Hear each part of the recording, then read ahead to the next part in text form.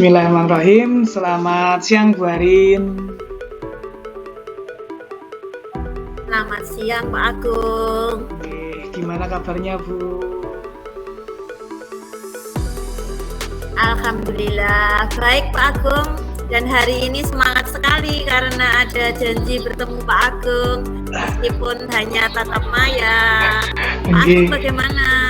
Alhamdulillah Bu, baik-baik saja.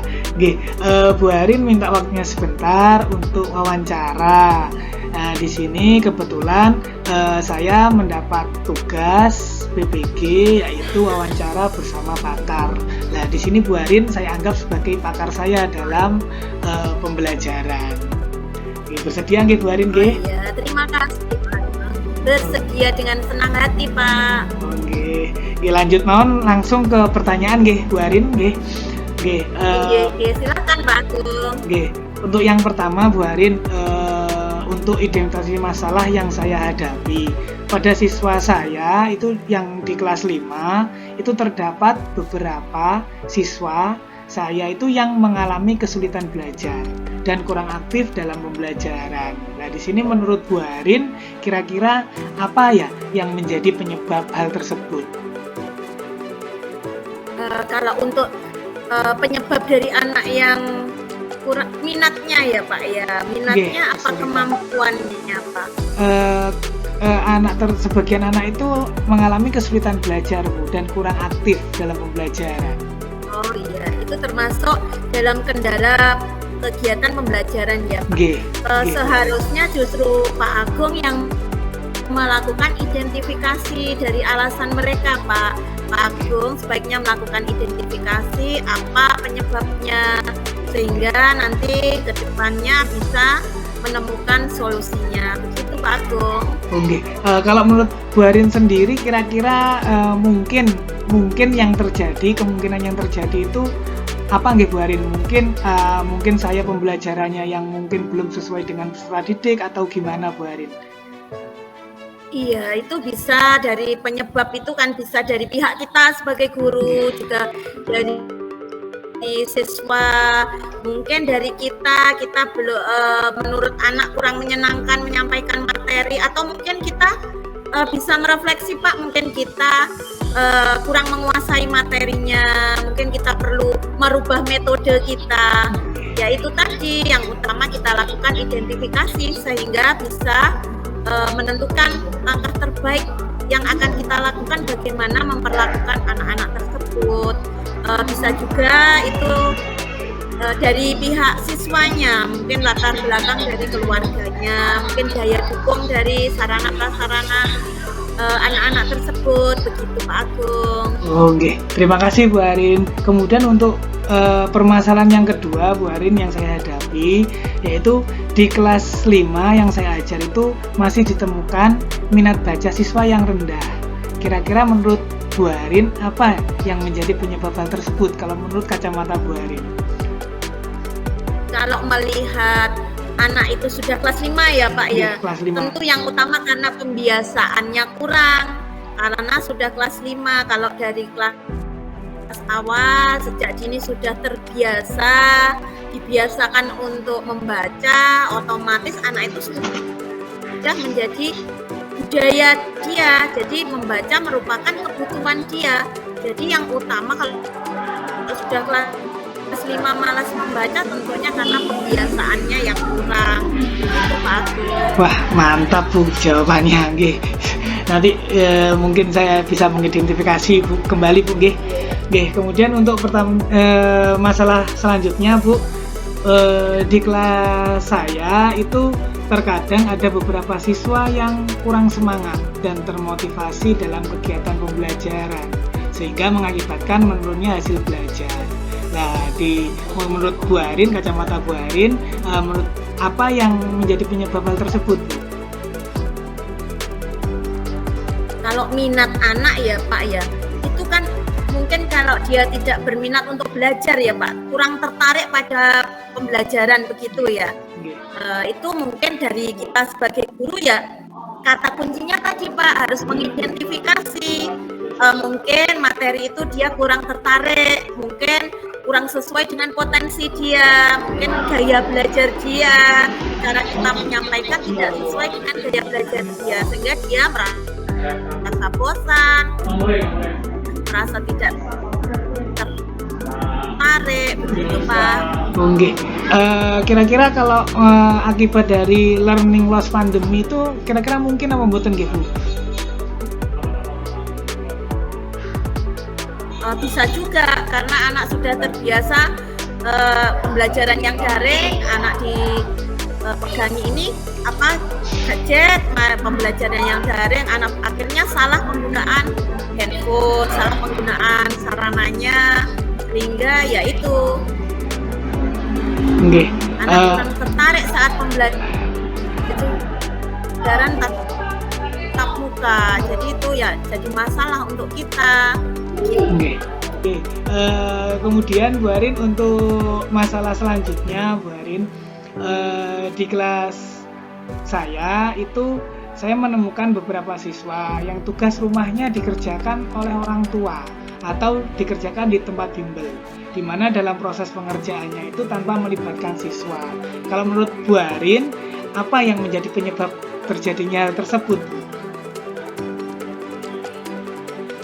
Nah, kalau itu bukan masalah Pak Agung sendiri, itu sudah masalah semua, masalah bersama. Mungkin Pak, semua guru menghadapi masalah yang sama. Namanya pembelajaran di rumah tentu tergantung pada orang tua, karena waktu pembelajaran daring yang begitu lama, akhirnya ketergantungan itu Pak, ketergantungan dibantu orang tua, bahkan karena anak-anak ini menggantungkan pada orang tua, akhirnya malas.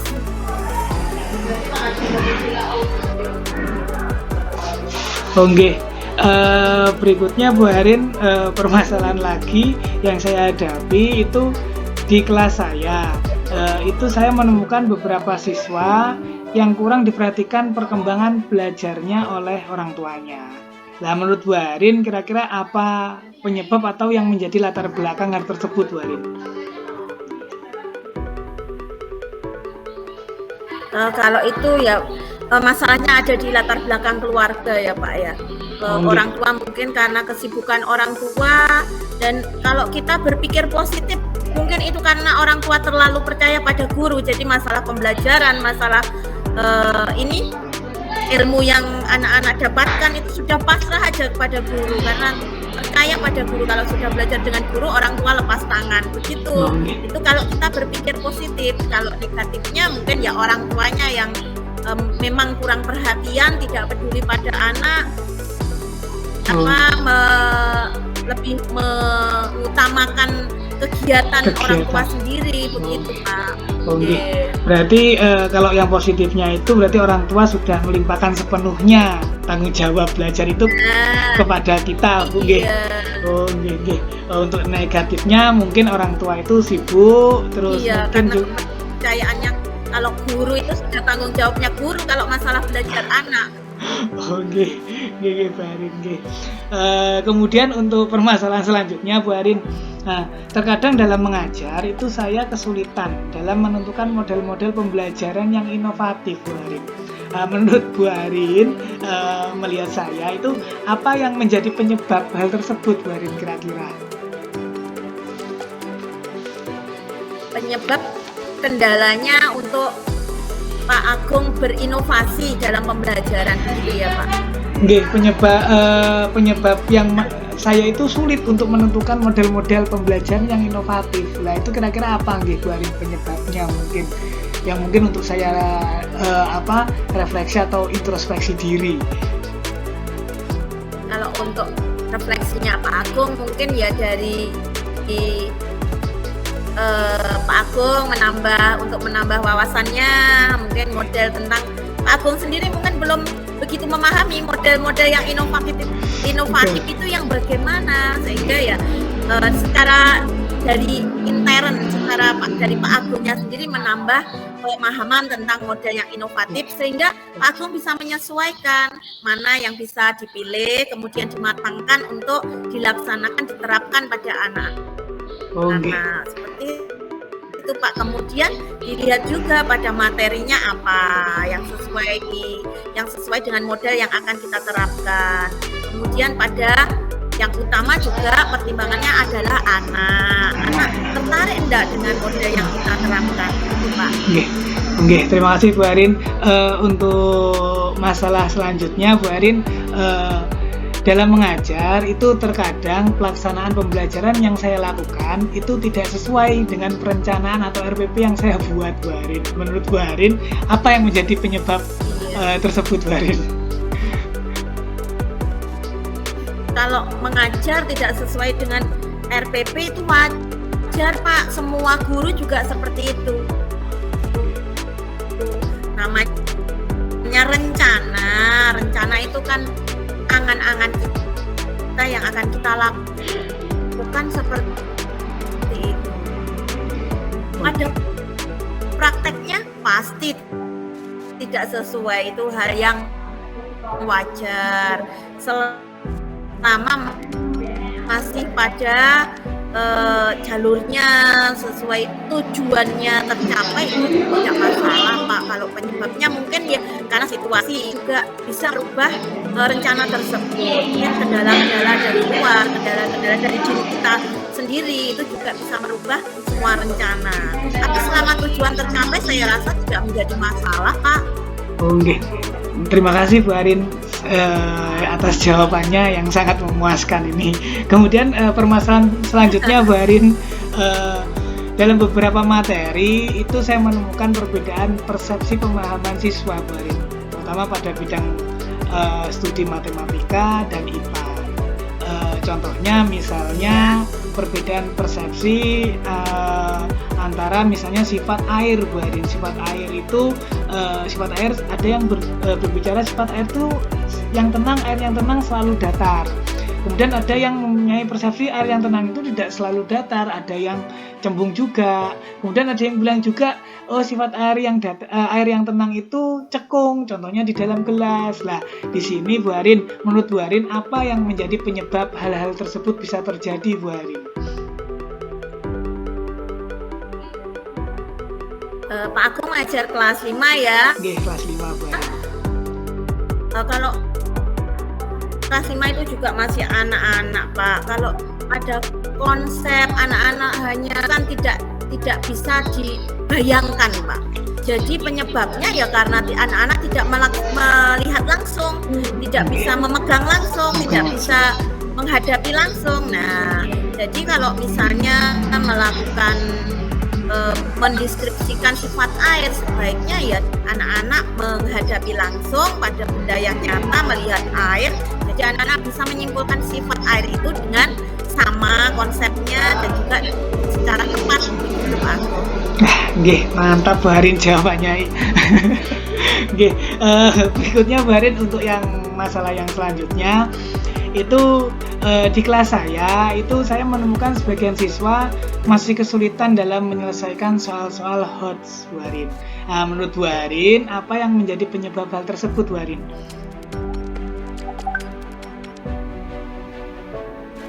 Kalau penyebab utama kalau soal HOT itu yang utama kan anak bisa ini ya Pak ya, pemahamannya yang lebih, tingkat pemahamannya yang lebih. Jadi soal-soal pun perlu pemahaman untuk menalarkan dari soal tersebut. Setelah dipahami menalar secara kritis itu loh Pak. Kalau arahnya soal HOT ya bukan mungkin ya Pak, tentu itu Pak penyebabnya karena anak belum mampu untuk bernalar secara kritis sehingga menghadapi soal-soal yang HOT tentu dia kesulitan karena tidak paham maksudnya sehingga tidak untuk menemukan jawaban yang sesuai dengan yang kita harapkan pun tentunya sulit begitu Pak. Oke, jadi perlu pembiasaan mungkin Bu Arin ya untuk soal-soal HOTS di sini Bu Arin. Iya. Oke. Kemudian Bu Arin, pertanyaan yang terakhir ini Bu Arin. Jadi banyak sekali pertanyaannya nggih Bu Arin. Yang terakhir itu dalam proses pembelajaran yang saya lakukan di kelas itu pemanfaatan teknologi terutama pada Google Space for Education yang saya lakukan dalam pembelajaran itu terkadang tidak sesuai harapan Bu Arin.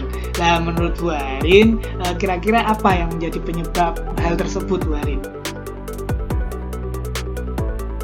Kalau sudah mengaitkan dengan teknologi, tentunya ya kendalanya ya di situ Pak, mungkin dari kemampuan anak pada teknologi. Kemudian yang kedua tentunya pada sarana prasarananya, mungkin anak-anak tidak tersedia prasarana tersebut, anak-anak tidak mempunyai alatnya, atau mungkin anak belum memahami maksud dari tugas dari Pak Agung tersebut, memberikan panduan seperti itu, atau Pak Agung mengevaluasi tersedia tidak anak-anak kalau kita menggunakan sarana belajar tersebut, begitu Pak. Nggih, terima kasih Bu Arin untuk segala jawabannya yang sangat memuaskan, dan terima kasih atas waktu yang sudah diberikan Bu Arin. Nggih, sampun Bu Arin. Nggih, sampun Bu Arin. Assalamualaikum. Waalaikumsalam Pak Agung. Terima kasih.